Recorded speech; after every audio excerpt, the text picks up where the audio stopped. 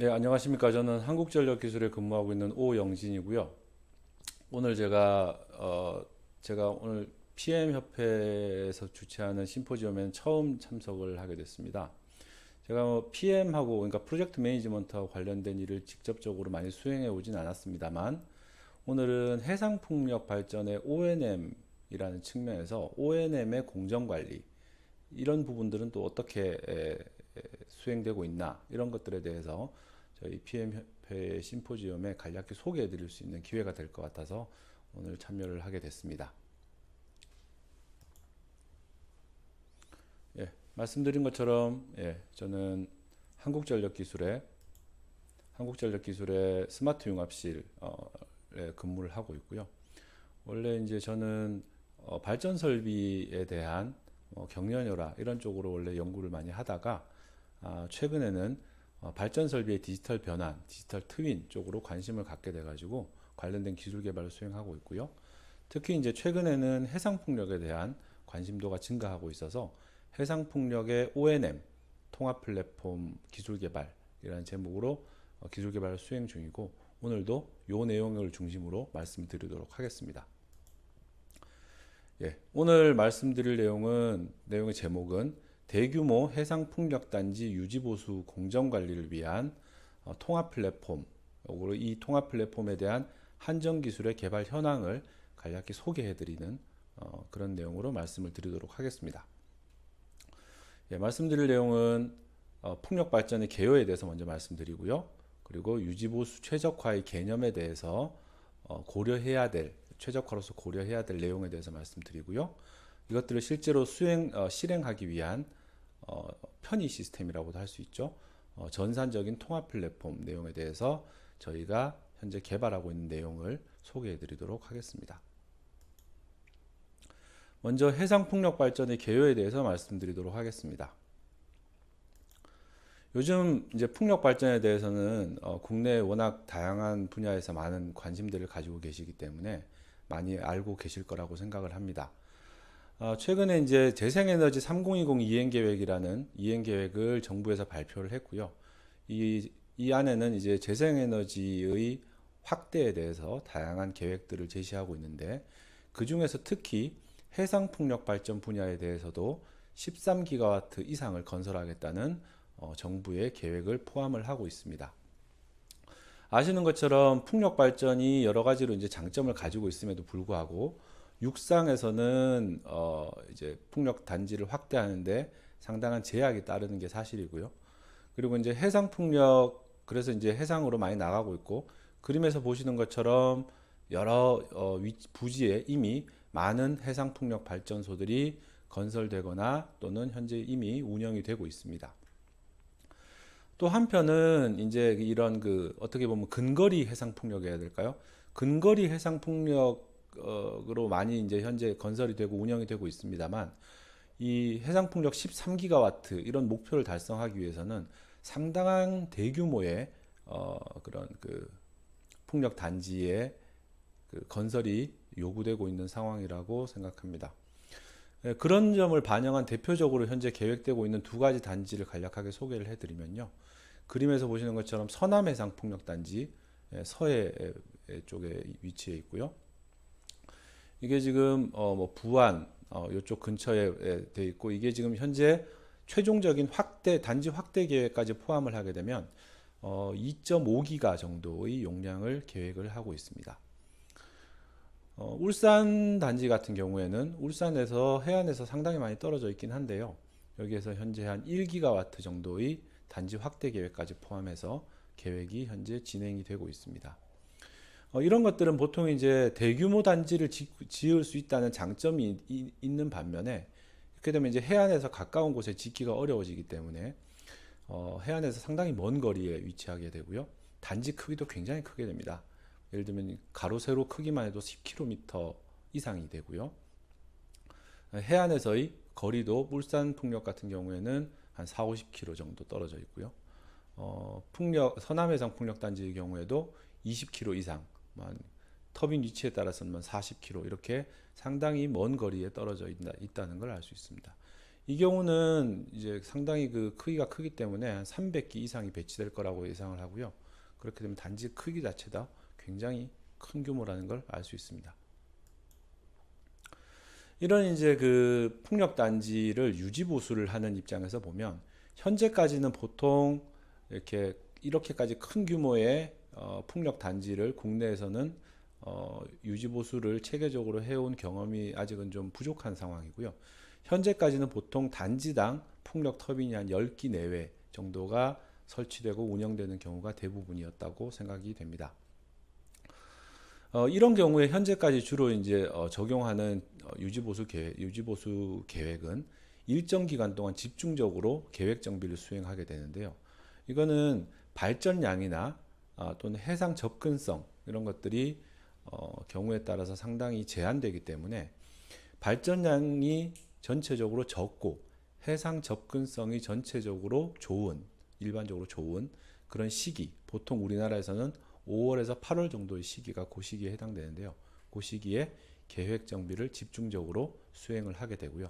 나머지는 이제 고장 발생 시에 즉각 출동해서 정비할 수 있는 체계를 유지하는 정도로 유지보수 관리가 진행이 되고 있습니다. 반면에 이제 대규모 해상풍력 단지의 경우에는요, 단지당 풍력 터빈이 100기 이상 또는 경우에 따라서 300기 정도가 설치돼서 운영되게 될 것으로 저희가 예상을 하고 있고요. 이런 경우에는 이 소규모 풍력 단지의 경우처럼 이렇게 집중적인 계획 정비를 수행을 하게 되면 이 어마어마한 크기의 단지에 상당수의 유지 보수 리소스, 즉 작업팀, 작업자, 뭐 이제 그 선박, 장비 이런 것들을 이제 상시로 이제 유지 관리를 하게 될 텐데요. 이런 것들이 특정 기간에 집중적으로 사용이 되고 나머지 기간 동안 사용이 되지 않는다면 이런 리소스의 활용 효율 측면에서는 상당히 부정적인 부분이 있을 것으로 저희가 예상을 하고 있습니다. 그러니까 이렇게 단순하게 계획을 짜기가 좀 어렵다는 말씀이죠. 또 하나는 이제 이 선박이나 작업팀이 상당히 여러 개의 선박과 작업팀이 동시에 작업을 진행하게 될 텐데요. 그렇게 되면 이제 하루에 수행을 해야 되는 이 정비 터빈의 개수도 점점 늘어나게 되고요. 이런 상황에서 이것들을 효율적으로 이 자원들을 효율적으로 운용해서 효율적으로 이동 경로를 짜고 작업팀이 작업할 수 있는 그 작업 시간을 확보하고 이런 과정도 역시 그렇게 단순하지 않다는 점이고요. 그런 것들을 효율적으로 관리하기 위한 정비공정 계획이 필요하고 이런 상황에서도 고장이 발생할 경우에 즉각 조치할 수 있도록 또 그 여유도, 그러니까 유지보수 리소스에 대한 여유도가 항상 고려되어야 하고 이런 것들을 동시에 고려한다는 측면에서 보면 공정계획, 공정관리가 굉장히 중요하다라는 것을 알 수 있을 것 같습니다. 네, 다음으로 유지보수 최적화, 그러니까 해상풍력단지 유지보수 최적화를 위해서 어떤 사항들이 고려될 필요가 있을까에 대해서 저희 한전기술이 검토했던 내용을 간략하게 소개해 드리려고 합니다. 먼저 유지정비를 수행을 하게 되면은 치명적으로 발전 손실이 발생을 하게 되는데요. 일반적인 석탄 화력이나 뭐 가스 복합 화력 이런 경우에는 이제 유지정비를 하든 유지정비를 하지 않든 그리고 일반적으로 발전을 하는 동안에 발전 사업자가 출력을 어떻게 낼지 이런 거에 대해서 많은 의사결정을 할 수가 있지만 풍력 단지의 경우에는 사업자가 발전량을 결정한다기보다는 현재 시즌에 따라서 바람이 어떻게 불고 풍속이 얼마나 크고 작고에 따라서 발전량이 결정된다는 점에서 차이가 있습니다. 요 그림에서는 지금 X축이 1월에서 12월까지의 기간을 보여드리고 있는 거고요. 각 월마다 평균적으로 풍속이 어떻게 불고 있는지를 간략하게 보여드리는 그래프가 되겠습니다. 그림에서 보시는 것처럼 여름 시즌 5월에서 8월 정도 시즌에 평균적으로 풍속이 상당히 낮은 걸 알 수 있고요. 반대로 겨울 시즌에 풍속이 높다는 걸 알 수 있습니다. 오른쪽 그림에서 보시면은 이게 이제 일반적인 터빈에서 풍력 터빈에서 풍속에 따라서 발전량이 어떻게 달라지는지를 보여드리는 그림인데요. 그림에서 보시는 것처럼 보통 대부분의 터빈에서 3.5m에서 4m/s 정도를 컷인 스피드라고 해서 그거보다 더 낮은 풍속에서는 발전을 하지 않습니다.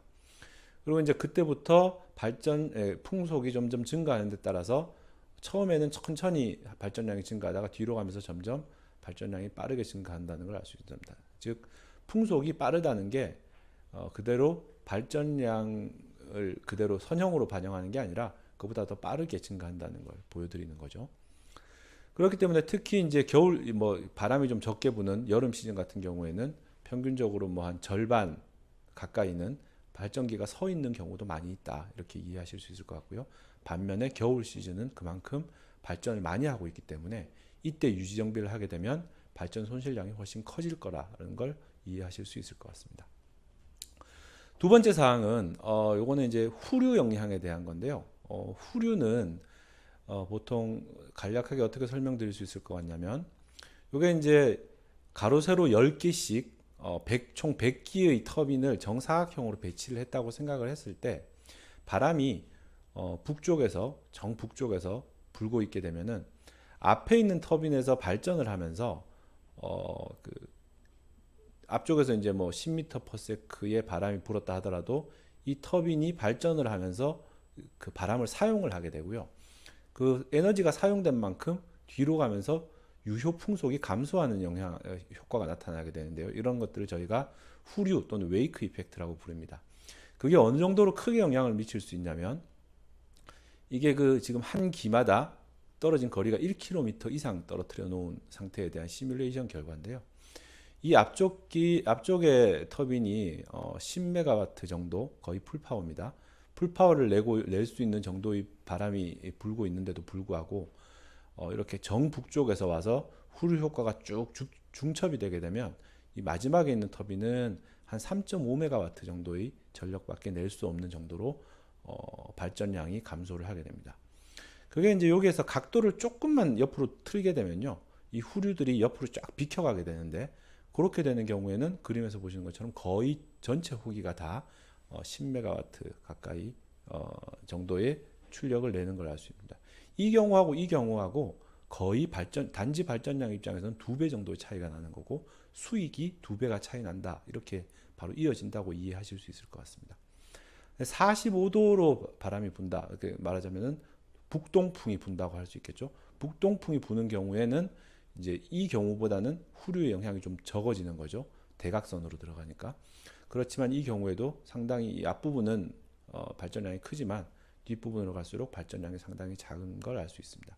제가 이 후류 영향에 대한 말씀을 왜 드리는 거냐면, 똑같은 풍속이 불고 있더라도 이게 어떤 풍향이 주풍향으로서 불고 있느냐에 따라서, 어느 터빈을 정지하느냐에 따라서 단지 전체의 발전량에는 상당히 차이가 난다는 겁니다. 요 그림이 바로 그 예를 보여드리고 있는 건데요.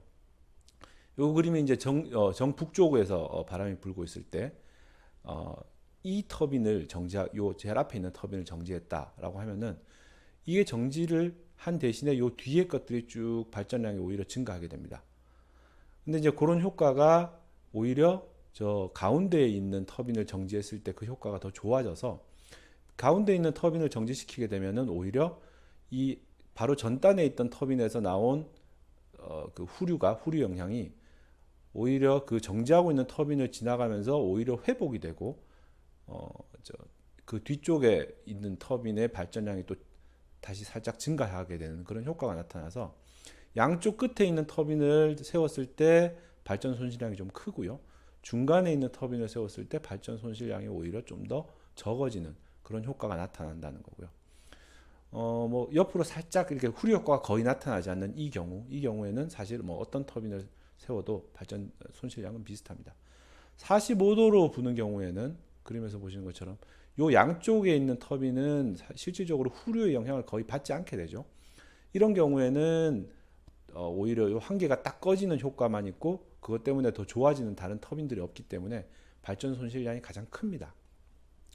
근데 여기에서도 마찬가지로 가운데 있는 터빈을 세우게 되면은 역시 이 터빈을 세우는 것 때문에 이 후속 터빈에 대해서 후류 영향이 오히려 줄어들어서, 그러니까 유효 풍속이 오히려 회복되는 거죠.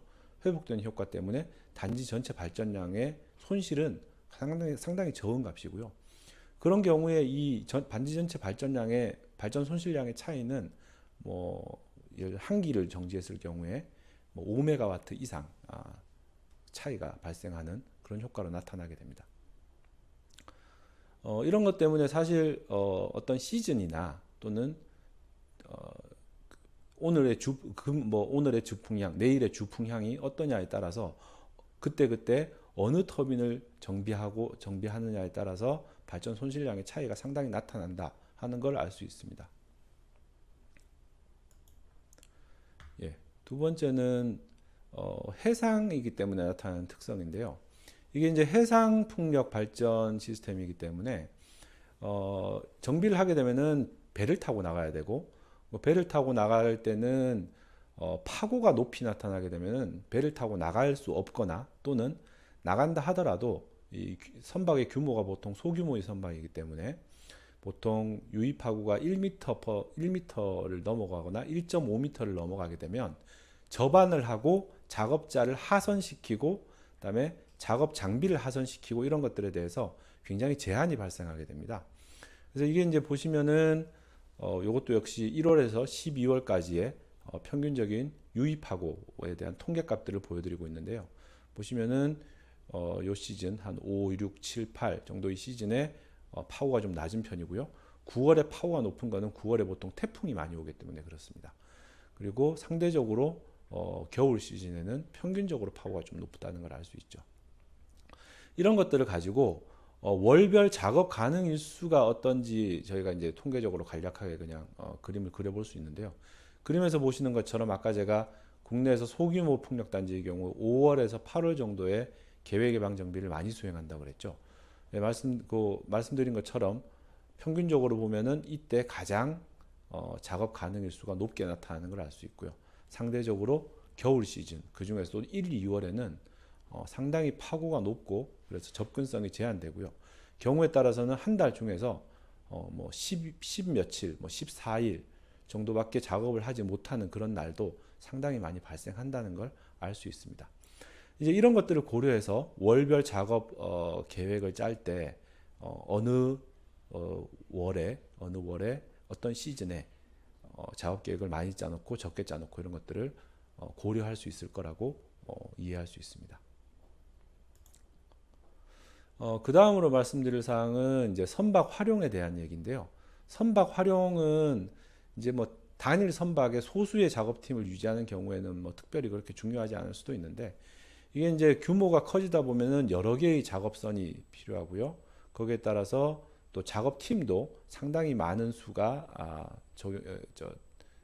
많은 작업팀이 동시에 운영이 되게 될 겁니다. 그런 상황에서 선박이 여러 개가 있다 하더라도 무조건 모든 선박을 다 풀 가동할 필요는 없고요. 꼭 필요한 정도의 선박만 가동하고 나머지 선박은 불시에 발생할 수 있는 고장에 대비해서 또는 정비 등을 위해서 뒤로 이렇게 백업을 해두는 게 좋죠. 이런 것들을 다 고려를 해가지고 이 선박에 어떤 작업팀을 태우고 그 선박이 어떤 경로로 가서 작업팀을 내려두고 또 작업팀을 다시 싣고 돌아오는 게 적절할까 이런 것들에 대한 계획도 필요합니다. 아까 말씀드린 것처럼 100기 정도가 배치되게 되면 이 가로 세로 길이만 해도 10km가 넘게 되고요. 이동 시간, 그다음에 하선 시간, 승선 시간 이런 것들이 중요하다는 것을 아실 수 있을 것 같습니다. 그림에서 그게 이제 하나의 예를 제가 보여드리고 있는데요. 이제 한 개의 선박에 예를 들어 세 개의 호기, 1호기, 2호기, 3호기의 작업자를 데려다 주고 돌아오는 그런 형태의 공정을 구성할 수 있는 하나의 예를 보여드리는 거고요. 이 경우에 이제 뱃셀이 베이스에서 출발해서 1호기에 가서 작업팀을 내리고요. 3호기에 가서 작업팀을 내리고 1호기에 가서 작업팀을 다시 싣고 다시 2호기에 가서 작업팀을 내려주고 뭐 이런 식으로 구성을 할 수 있다라는 것을 보여드리고 있습니다. 이게 지금 최적의 구성이 이렇게 된다라는 것은 아니고요. 한 어떤 가능한 경우의 수를 따져서 공정을 그리게 되면 이렇게 그릴 수 있다라는 걸 보여드리는 거고, 그다음에 이제 이동 시간 같은 경우에도 실제로 이동 시간은 이동 시간 이외에 하선 시간, 작업자의 하선 시간도 포함하고 접안 시간도 포함해야 되고요. 그 다음에 장비를 내리는 그런 시간도 필요하게 됩니다. 그 외에 이제 다시 또 승선 시간이 필요하고요. 이런 것들을 쭉 종합적으로 이제 체계적으로 공정표를 그리다 보면은 중간에 이제 뱃셀이, 그러니까 선박이 특정 호기에 가서 대기하고 기다려야 되는 시간이 발생하고요. 또 작업팀이 작업이 끝났는데 아직 배가 도착하지 않아서 작업팀이 대기해야 되는 그런 시간도 존재하게 됩니다. 이런 것들을 이제 공정 개념으로 짤 수 있게 되면 이것들에 대한 전체적인 최적 공정을 도출할 수 있게 되는 걸로 이해할 수 있습니다. 이제 이런 것들을 고려해서 전산적인 통합 플랫폼을 저희가 개발을 하고 있는데요. 이 개념에 대해서 간단하게 말씀을 드리면, 먼저 이제 전체적으로는 연간 계획 시스템, 그 다음에 이제 2개월간 계획 시스템, 1간 계획 시스템이라는 이런 순서대로 저희가 현재 전산 플랫폼 개발이 진행 중이고요. 이 과정들에서 가장 중요한 것은 결국 계획 예방 정비가 잘 짜여져서 수행될 수 있도록 함과 동시에 중간에 갑자기 고장이 발생하거나 고장 예측 값이 나와서 정비가 필요하다는 판단이 났을 때 즉각적으로 리소스를 최적의 상태로 투입할 수 있는 이런 환경을 이 전산 플랫폼이 제공해 준다는 것이 가장 중요한 부분으로 저희가 고려를 하고 있습니다. 연간 계획 시스템 같은 경우에는 제가 이제 요 슬라이드에서 뭐 따로 말씀은 안 드렸는데요. 사실은 요 시스템 전체를 백업하기 위해서 통합 데이터베이스 시스템이 필요하고요. 그 통합 데이터베이스 시스템은 모든 기기들에 대한 상태 감시 정보, 그리고 뭐 설계 정보, 그다음에 뭐 유지 정비에 대한 이력 정보, 또 유지 정비를 해야 하는 어떤 요건 정보, 이런 것들이 다 포함되어 있는 데이터베이스가 운영이 되게 되고요. 그 데이터베이스를 통해서 연간 각 호기별 계획 예방 정비에 대한 수행해야 하는 잡 리스트가 작성이 되게 됩니다. 이 연간 계획 정비 수립 시스템에서는 이 계획 예방 정비 잡 리스트에서 각 월별 작업 계획을 여기다가 할당을 하게 되고요. 이 할당을 하게 되면은 할당을 하면서 동시에 이제 풍황 해황에 대한 장기 예측 시스템에서 각 월별 작업 가능 일수가 계산이 돼 가지고 표시가 되게 됩니다.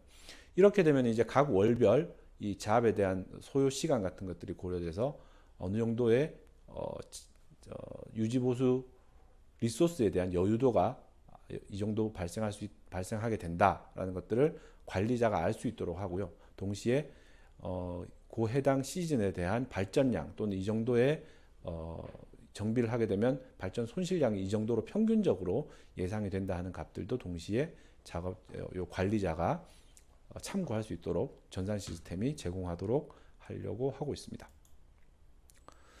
그 다음에 이제 요거를 좀 더 자세하게는 이제 2개월, 2주간의 관리 시스템으로 이제 넘어가게 되고요. 이 경우는 이제 월간 계획 시스템이 각 날짜에 작업을 할당할 수 있도록 하고 있고요. 여기에 2주라는 개념이 왜 들어가게 되냐면 보통 많은 이제 풍황 해황, 그러니까 말하자면 풍속, 풍향, 파고 이런 거에 대한 예측 시스템이 2주를 넘어가지 않습니다. 2주 동안은 어느 정도 단기 예보라고 할 수 있죠. 단기 예보가 보통 한 12시간에서 24시간 정도 간격으로 업데이트 될 수 있고요. 그 업데이트 되는 날짜를 보고 작업 가능 일수, 작업 가능한 날짜, 작업이 불가능할 걸로 예상되는 날짜들을 시스템에서 자동으로 표시해 주고요. 여기에서 이제 작업 가능한 날짜에 대해서 작업을 할당을 하게 되면 이 시스템은 지금 할당된 작업이 그 24시간 안에, 그러니까 또는 실제로 작업 시간 24시간이 아니죠. 실제 작업 시간 한 8시간 안에 이 작업이 저희가 지금 현재 보유하고 있는 리소스로 작업이 가능하다. 아니면은 이거는 도저히 하루 작업으로 불가능하다. 이런 것들을 판단해 주는 시스템이 같이 포함이 되어 있어 가지고 이 유지보수 계획을 작성하는 사람이 쉽게 상황을 파악할 수 있도록 하고요. 그런 상황에서도 또 어느 정도의 여유도를 확인을 해서 고장 정비가 일어나면 즉각적으로 해당되는 잡을 여기다 할당하게 되고, 그러면 다음 날 넣을지 그 다음 날 넣을지 바로 할당을 해서 최대한 빠르게 고장 정비에 대한 작업이 수행이 되면서 동시에 작업 리소스가 효율적으로 배치될 수 있도록 지원해주는 그런 시스템입니다. 일간 유지 정비 같은 경우는 아까 뭐 거의 말씀을 다 드렸는데요. 결국은 이런 공정표를 만들어내는 시스템인데 해당 날짜에 지금 현재 할당되어 있는 잡 그리고 거기에 대해서 팀을 배치를 하게 되면 현재 가용 뱃셀들을 선정을 해주고 어느 뱃셀은 현재 오늘 사용하면 되고 요건 오늘 쉬도록 하고 뭐 정비 중이라서 쉬도록 하고 또는 뭐 사용 중이라서 뭐 사용할 수 있고 이런 것들을 다 표시를 하고 나서 여기에 대해서 바로 계산을 수행을 하게 되면 전체적으로 이 어떤 뱃셀에 그러니까 어떤 선박에 어떤 작업팀을 태워서 어떤 경로로 가는 게 가장 효율적이다라는 것들을 여러 가지 케이스에 대해서 이제 화면으로 표시를 해주고 작업자가 그 중에서 제일 효율적이라고 판단되는 공정을 클릭하게 되면 각 뱃셀별로 이 공정을 출력해주는 이런 시스템으로 저희가 개발이 진행이 되고 있습니다. 네, 전체적으로 말씀은 거의 다 드렸고요. 저희가 수행된 내용을 말씀을 드렸는데 요약해드리면 재생에너지 3020 이행 계획에 따라서 대규모 해상풍력 발전단지 건설이 추진되고 있다는 걸 말씀드렸고 대규모로 해상풍력 발전단지가 운영이 되기 위해서는 발전 손실, 접근 제한, 선박 활용 등 다양한 사항들을 복합적으로 고려를 해야 이런 그 유지보수 공정에 대한 계획과 관리가 될 수 있다라고 생각을 하고 있습니다. 저희는 이제 이런 특성을 효율적으로 고려해서 유지보수 공정계획을 수립 관리할 수 있는 통합 전산 플랫폼 개발을 현재 한전기술을 중심으로 몇 개 협력기관들과 함께 진행이 되고 있고요. 추후 대규모 해상풍력 단지가 건설돼서 운영되는 단계에 오면 이런 전산 플랫폼을 활용할 수 있지 않을까 이렇게 기대하고 있습니다. 예, 여기서 제 발표는 마치도록 하고요. 예, 오늘 제가 뭐 처음으로 제가 PM 협회에 와가지고 여러분들께 인사드리게 됐는데요. 제가 뭐 프로젝트 매니지먼트에 대해서 직접 알고 있는 건 아니지만 최근에 관심 받고 있는 해상풍력 단지에서 O&M 입장에서도 공정계획 관리 같은 부분들에 대해서 이런 이슈가 있다 하는 걸 소개해 드릴 수 있게 돼서 오늘 기쁘게 생각합니다. 예, 감사합니다.